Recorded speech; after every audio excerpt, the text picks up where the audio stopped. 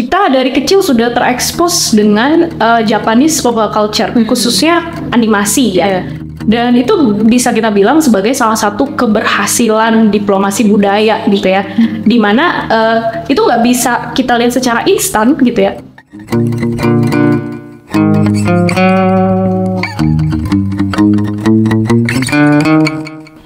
Terus Mbak, kalau tadi kan yang bahas tentang K-pop, terus apa yang ditampilkan di media jadinya itu kayak apa yang orang bayangin tentang Korea tuh ya seperti itu gitu. Terus kemarin tuh saya nemu konten TikTok gitu ya, menurut saya menarik sih. Jadi dia orang Korea, cewek dari Korea, terus dia bilang intinya kayak apa yang kalian tahu tentang Korea itu cuma ada di K-drama, dari opa-opa boyband kalian gitu. Tapi sebenarnya Korea sendiri tuh nggak kayak gitu, maksudnya Korea Selatan ya, itu tuh nggak kayak gitu image tentang cowoknya gitu. Nah, kalau kita ngebahas tentang gimana tadi sebenarnya itu budaya itu bisa membentuk persepsi atau image tentang negara tertentu tuh, berarti apakah ini tuh emang sebuah apa ya?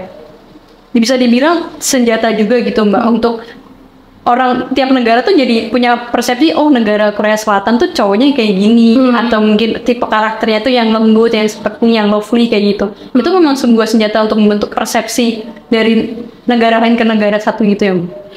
Iya, jadi kalau menurut saya sih emang apa ya, budaya itu kan itu erat kaitannya tadi ya dengan image gitu ya, apa yang ingin ditampilkan gitu. Karena mereka kan maunya menguntungkan negara mereka, udah pasti mereka menampilkannya itu pasti yang positif-positif gitu kan. Jadi seolah-olah cowok Korea tuh yang romantis, yang menghargai perempuan dan segala macem gitu ya. Padahal kenyataannya kan belum tentu seperti itu gitu ya. Karena ya balik lagi gitu ya, mungkin mereka ingin dilihat seperti itu supaya banyak orang yang tertarik dengan budaya Korea seperti itu.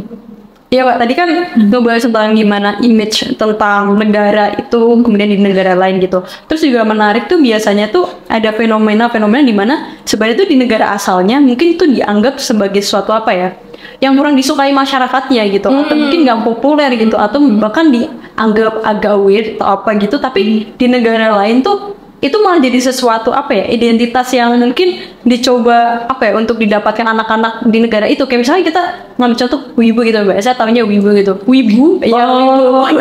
Jadi wibu tanpa bapak. Wibu doang. Nah wibu ini kan yang saya tahu ya, itu kan di Indonesia itu banyak ya, kayak banyak banget. Biasanya tuh ini tuh istilah untuk merepresentasikan anak-anak di Indonesia, orang-orang di Indonesia atau mungkin di negara lain gitu juga, untuk mereka tuh misalnya ke Jepang-Jepangan gitu. Kan ada beberapa yang merasa lebih Jepang dari orang Jepangnya gitu. Tapi mungkin di negara Jepangnya sana gitu, kayak ciri-ciri yang disebut wibu itu biasanya tuh dianggap kayak mereka lebih kayak anak-anaknya ansos, kemudian kayak kurang apa ya, mau berinteraksi sosial dengan masyarakat di sana gitu. Tapi di sini tuh jadi sesuatu yang populer gitu, bahkan banyak orang-orang tuh kayak ya bangga aja nyebut dirinya wibu gitu. Nah betul, Mbak ini tuh melihat hal kayak gini gimana sih Mbak?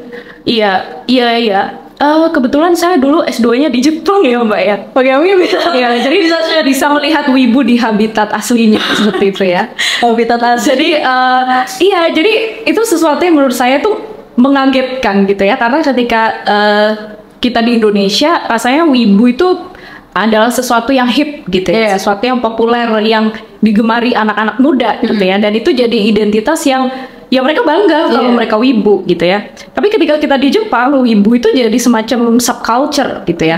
Jadi kayak sesuatu yang diasingkan dan dianggap aneh gitu. Bahkan saya ada beberapa temen yang dia itu sebenarnya mungkin kalau dia di Indonesia tuh dia dipanggilnya wibu gitu ya. Dia orang Jepang. Tapi ketika di Jepang dia itu apa ya, istilahnya tuh merepress identitasnya dia sebagai wibu. Itu biasanya sesuatu yang dia rahasiakan dari teman kerjanya, dari teman kosnya.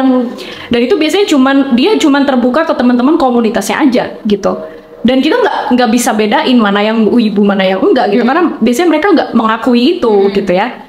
Dan setahu saya kalau di Jepang itu kalau ada apa sih, di sini tuh kan sering ada semacam kayak festival gitu ya, festival Jepang-Jepangan gitu ya. Nah kalau di sana festival anime dan manga itu biasanya sifatnya itu kayak sekretif gitu loh. Oh gitu ya, jadi nggak open public gitu ya? Iya, jadi kalau di sini kan di mall ya. Iya, di mall dan biasanya kampus juga ada. Bahkan anak-anak bocah-bocah juga ikut gitu ya. Nah kalau di sana tuh mereka ada tempatnya sendiri. Itu kalau nggak salah namanya Makuhari Meisei, itu di Tokyo. Dan mereka tuh punya event di waktu-waktu tertentu aja, misalkan di summer sama di winter aja gitu ya. Dan itu yang bisa datang ke situ ya udah wibu-wibu tuh datang ke situ. Tapi mereka nggak boleh keluar dari venue itu. Kalau misalkan mereka cosplay gitu ya, atau mereka perform dan segala macam, mereka cuma boleh di venue itu. Keluar dari situ nggak boleh, itu dilarang gitu. Jadi kesannya tuh apa ya? Jadi si budaya populer Jepang ini dari tempat aslinya dan ketika dia sampai di Indonesia itu diterima secara berbeda ya tuh ya. Jadi ada semacam proses, saya nggak tahu proses apa gitu ya, tapi kita bisa bilang bahwa ada transnational cultural consumption gitu.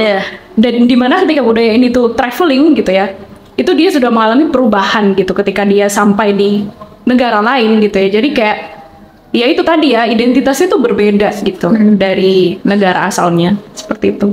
Oke, jadi kan menarik ya Mbak ya, tadi itu ngebahas tentang gimana sih sebenarnya kayak ada sebuah fenomena di negara X, kemudian ketika sampai di negaranya itu ternyata penerimaannya beda gitu. Terus tadi kan juga ngomongin tentang Jepang Mbak, kebetulan di Indonesia ini kan Jepang sama Indonesia ini kan punya sejarah yang panjang ya. Yang kita tahu tuh kita sempat menjajah Jepang gitu.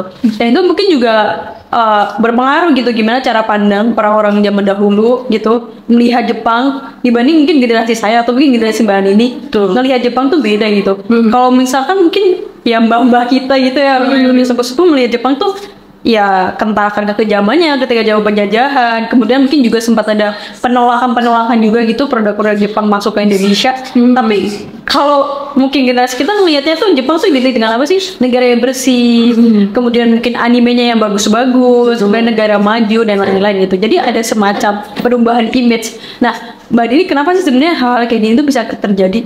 Iya, kita nggak bisa memungkiri kalau image kita terhadap Jepang tuh berbeda dari satu generasi ke generasi gitu ya. Jadi kalau generasi kakek nenek kita, karena mungkin mereka dulu ketika mereka growing up gitu kan, mereka itu sempat merasakan penjajahan Jepang gitu ya. Jadi mereka tahu bahwa tentara-tentara Jepang itu kejam, misalkan suka menindas mereka dan segala macam. Nah kemudian di generasi mungkin orang tua saya gitu ya, itu udah nggak terlalu berasa gitu ya, karena mereka udah nggak mengalami penjajahan itu. Nah sekarang di generasi kita gitu ya, di generasi saya dan juga generasinya April gitu ya, kita dari kecil sudah terekspos dengan Japanese pop culture, khususnya animasi ya. Jadi dulu pas tahun 90-an akhir itu ada Doraemon ya? Ya Doraemon. Iya, Doraemon, Shinchan, Detektif Conan gitu ya, dan itu tayang di TV dari pagi gitu ya. Ya minggu pagi kan biasanya. Ya kalau hari minggu pagi tuh biasanya karena dulu populernya TV bukan YouTube, dari pagi sampai sore nontonnya kartun dari Jepang gitu. Iya, jadi dari situ kita udah melihat Jepang itu sebagai negara yang kita lihat di film-film animasi ini gitu ya. Jadi kita ngelihatnya tuh kayak, oh ini ternyata Jepang tuh negaranya bersih gitu ya. Negaranya bersih, terus dia itu rapi, orang-orangnya disiplin, terus dia tuh high technology gitu ya, jadi kayak serba high tech gitu, terus teknologinya udah yang berkembang banget gitu. Dan kita ngeliat mereka juga sebagai negara yang in a way trendy gitu ya. Makanya kita jadi kayak punya favorable attitude gitu ya terhadap Jepang gitu. Dan itu bisa kita bilang sebagai salah satu keberhasilan diplomasi budaya gitu ya, dimana itu nggak bisa kita lihat secara instan gitu ya, tapi kita bisa melihat beda image-nya Jepang di Indonesia dengan membandingkan antar generasi ini gitu ya. Jadi yang kita tahu tentang Jepang dan yang kakek nenek kita tahu tentang Jepang itu sangat berbeda 180 derajat gitu ya. Dan itu bisa kita bilang bahwa oh ternyata diplomasi budaya itu works loh gitu. Ternyata itu tuh walaupun it takes years gitu ya, puluhan tahun gitu ya, tapi ternyata sedrastis itu perubahannya gitu ya. Berarti kalau suatu negara itu mau melakukan diplomasi budaya, mau merubah image mereka, berarti harus sabar gitu ya. Jadi itu harus berproses. Iya, karena pasti ya kalau diplomasi budaya. Iya, betul. Emang tren Korea ini ternyata nggak cuma dari pop culture-nya aja, nggak cuma dari entertainment aja. Bagaimana kita bisa melihat fenomena global politics gitu ya, atau politik global dari aktor kampung.